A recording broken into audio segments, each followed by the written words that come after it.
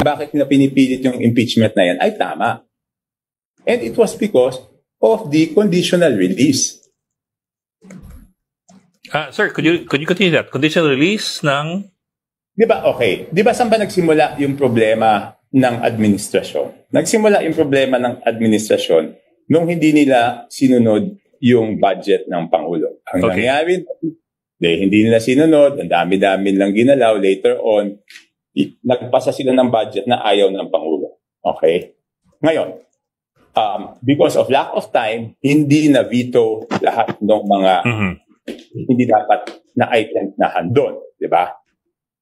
So, ang ginawa ng executive is, di ba nagkaroon ng sinabi conditional release. We will review that one. All the line items. So, ano nangyari? May na-hold. Okay?